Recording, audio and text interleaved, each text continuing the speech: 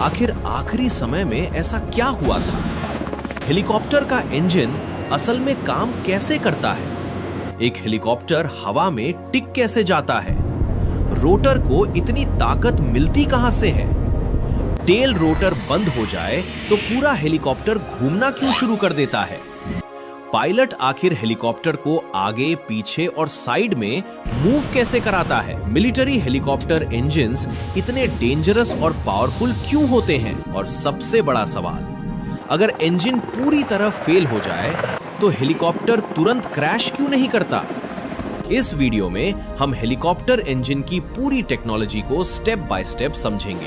Air intake system से लेकर compressor तक, कंबस्शन चेंबर से लेकर टरबाइन तक, मेन गियरबॉक्स से लेकर रोटर सिस्टम तक, टेल रोटर से लेकर फ्लाइट कंट्रोल्स तक और ऑटो रोटेशन जैसे इमरजेंसी सिस्टम को भी समझेंगे, ताकि वीडियो खत्म होने तक आपको हेलीकॉप्टर के हर इंपॉर्टेंट कंपोनेंट का असली नाम और उसका काम दोनों समझ में आ जाए। हेलीकॉप्टर इंजन क्या होता है? अब आमतौर पर लोग हेलीकॉप्टर के ऊपर लगे बड़े पंखों को देखकर सोचते हैं कि वही हेलीकॉप्टर को उड़ाते हैं। इन बड़े घूमने वाले पंखों को मेन रोटर ब्लेड्स कहा जाता है, लेकिन असली ताकत पैदा होती है हेलीकॉप्टर के इंजन के अंदर। हेलीकॉप्टर इंजन एक ऐसी मशीन होती है जो फ्यूल की केमिकल एनर्जी को मैकेनिकल रोटेशनल एनर्जी में बदलती है, यानी फ्यूल जलता है और उससे पैदा हुई ताकत रोटर सिस्टम तक पहुंचती है। इसी ताकत की वजह से पूरा हेलीकॉप्टर हवा में उठता है।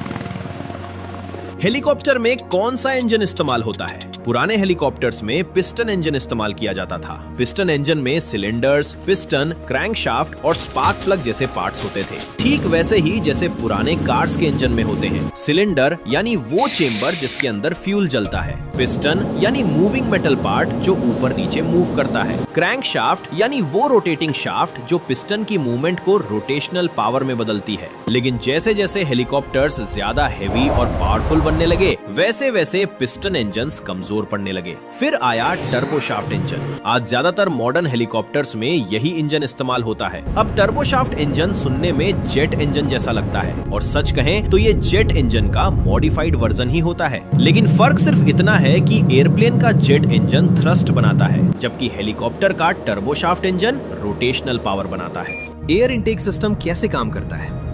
अब सवाल आता है कि आखिर इंजन के अंदर पावर बनती कैसे है? तो पूरा प्रोसेस शुरू होता है एयर इनटेक सिस्टम से।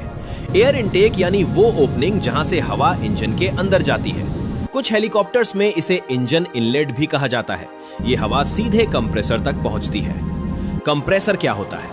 कंप्रेसर हेलीकॉप्टर इंजन का बहुत इंपॉर्टेंट कंपोनेंट होता है। इसका काम हवा को कंप्रेस यानी दबाना होता है।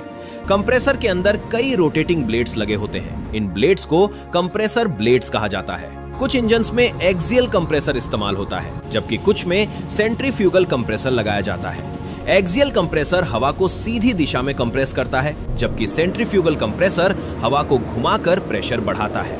अब यहाँ एक इंपॉर्टेंट साइंस छिपी हुई है। जब हवा कंप्रेस होती है तो उसका प्रेशर बढ़ जाता है, और हाई प्रेशर एयर फ्यूल को ज्यादा एफिशिएंटली जलाने में मदद करती है। यानी जितनी ज्यादा कंप्रेस्ड हवा होगी, उतना ज्यादा पावरफुल कंबस्शन होगा।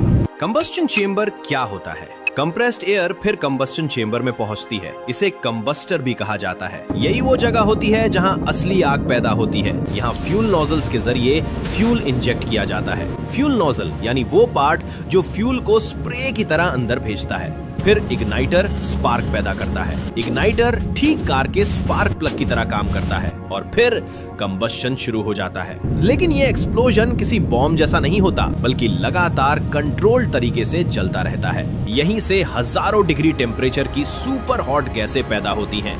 कुछ इंजन्स में तापमान 1500 डिग्री सेल्सियस तक पहुंच जाता है। टरबाइन क्या होती है? अब ये सुपर हॉट गैसेस पीछे की तरफ तेजी से मूव करती हैं और फिर वे टरबाइन से टकराती हैं। टरबाइन के अंदर कई मेटल ब्लेड्स लगे होते हैं। इन्हें टरबाइन ब्लेड्स कहा जाता है। हॉट गैसेस इन ब्लेड्स को तेजी से घुमाती हैं और यहीं से मैकेनिकल रोटेशनल पावर पैदा होती है। अब टरबाइन एक लंबी मेटल रॉड से जुड़ी होती है। इस रॉड को शैफ्ट कहा जाता है। यही शैफ्ट आगे रोटर सिस्टम तक पावर पहुंचाती है। कुछ हेलीकॉप्टर्स में इसे पावर शैफ्ट भी कहा जाता है। गियरबॉक्स सिस्टम क्यों जरूरी होता है? अब यहाँ एक बड़ी प्रॉब्लम आती है। इंजन के अंदर टरबाइन हजारों आरपीएम पर घूमती है, लेकिन रोटर ब्लेड्स इतनी स्पीड सहन नहीं कर सकते। अगर रोटर बहुत ज्यादा स्पीड से घूमे तो पूरा हेलीकॉप्टर टूट सकता है। इसीलिए यहाँ इस्तेमाल होता है मेन गियरबॉक्स। इसे ट्रांसमिशन सिस्टम भी कहा जाता है। मेन गियरबॉक्स इंजन की हाई स्पीड को कम करके कंट्रोल्ड स्पीड में बदलता है। यानी अंदर इंजन बहुत तेजी से घूम रहा होता है, लेकिन ऊपर रोटर कंट्रोल्ड स्पीड पर घूम रहा होता है। मेन रोटर सिस्टम कैसे काम करता है? अब पावर पहुंचती है मेन रोटर सिस्टम तक। मेन रोटर यानी हेलीकॉप्टर के ऊपर लगा बड़ा रोटेटिंग सिस्टम। इसके अंदर main rotor blades, rotor hub और स्वॉश प्लेट जैसे पार्ट्स होते हैं। रोटर हब वो सेंट्रल पार्ट होता है जहां सभी रोटर ब्लेड्स जुड़ी होती हैं। स्वॉश प्लेट वो मैकेनिकल सिस्टम होता है जो रोटर ब्लेड्स का एंगल बदलता है। अब रोटर ब्लेड्स को एयरफॉइल शेप में डिजाइन किया जाता है, ठीक एयरप्लेन विंग्स की तरह। जब रोटर घूमता है तो ब्लेड के ऊपर लो प्रेशर और नीचे हाई प्रेशर बनता है और यही लिफ्ट पैदा करता है। लिफ्ट यानी ऊपर उठाने वाली फोर्स। चल, रोटर क्या करता है? लेकिन जैसे ही मेन रोटर घूमता है, न्यूटन का थर्ड लॉ काम करना शुरू कर देता है। हर एक्शन का इक्वल और ऑपोजिट रिएक्शन होता है। इसका मतलब हेलीकॉप्टर बॉडी उल्टी दिशा में घूमने की कोशिश करेगी। इसी प्रॉब्लम को रोकने के लिए पीछे टेल रोटर लगाया जाता है। टेल रोटर को एंटी टॉर्क रोटर भी कहा जाता है, क्योंकि इसका काम टॉर्क को बैलेंस करना होता है। टॉर्क यानी रोटेशनल फोर्स। अगर टेल रोटर फेल हो जाए तो हेलीकॉप्टर अनकंट्रोलेबली घूमना शुरू कर सकता है। हेलीकॉप्टर आगे पीछे कैसे मूव करता है? अब सवाल आता है कि हेलीकॉप्टर सिर्फ ऊपर नीचे ही नहीं, बल्कि आगे, पीछे और साइड में कैसे उड़ता है? तो इसका जवाब छिपा है फ्लाइट कंट्रोल्स में। पायलट दो मेन कंट्रोल्स इस्तेमाल करता है, कलेक्टिव लीवर और साइक्लिक स्टिक। कलेक्टिव लिफ्ट को बढ़ाता या घटाता है, जबकि साइक्लिक रोटर डिस्क को टिल्ट करता है। अगर रोटर डिस्क आगे टिल्ट होगी तो हेलीकॉप्टर आगे मूव करेगा, अगर साइड में टिल्ट होगी तो हेलीकॉप्टर साइड में मूव करेगा। और यही वजह है कि हेलीकॉप्टर किसी ड्रैगन फ्लाई की तरह किसी भी दिशा में उड़ सकता है। हेलीकॉप्टर इंजन्स की सबसे बड़ी प्रॉब्लम्स अब इतनी एडवांस टेक्नोलॉजी के साथ कई डेंजरस प्रॉब्लम्स भी आती हैं। सबसे पहली प्रॉब्लम है हीट। इंजन के अंदर टेम्परेचर बहुत ज्यादा होता है, इसलिए कूलिंग और वेंटिलेशन सिस्टम्स बहुत जरूरी होते हैं। दूसरी प्रॉब्लम है फ्यूल कंजम्पशन। हेलीकॉप्टर लगातार लिफ्ट बनाए रखता है, इसलिए वो ज्यादा फ्यूल कंज्यूम करता है। तीसरी प्रॉब्लम है वाइब्रेशन। रोटर सिस्टम लगातार वाइब्रेशन पैदा करता है। अगर वाइब्रेशंस ज्यादा बढ़ जाएं, तो मेटल फटीग शुरू हो सकती है। मेटल फटीग यानी धीरे धीरे मेटल का कमजोर होना। इंजन फेलियर के बाद हेलीकॉप्टर क्रैश क्यों नहीं करता? अब सबसे शॉकिंग बात, अगर हेलीकॉप्टर का पूरा इंजन फेल हो जाए तो भी हेलीकॉप्टर तुरंत क्रैश नहीं करता। इसे ऑटो रोटेशन कहा जाता है। जब इंजन बंद होता है तब नीचे गिरती हुई हवा रोटर ब्लेड्स को नीचे से घुमाने लगती है, यानी रोटर कुछ समय तक बिना इंजन पावर के भी घूमता रहता है। पायलट इसी रोटेटिंग एनर्जी का इस्तेमाल करके इमरजेंसी लैंडिंग करने की कोशिश करता है, और यही सिस्टम कई पायलट्स की जान बचा चुका है।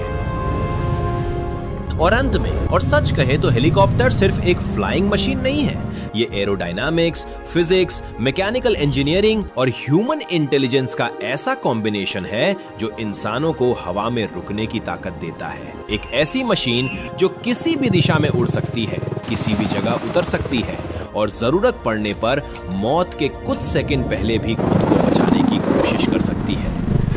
यदि इस वीडियो से आपको कुछ भी सीखने को मिला है तो इस वीडियो को लाइक करें, चैनल को सब्सक्राइब करना बिल्कुल ना भूलें।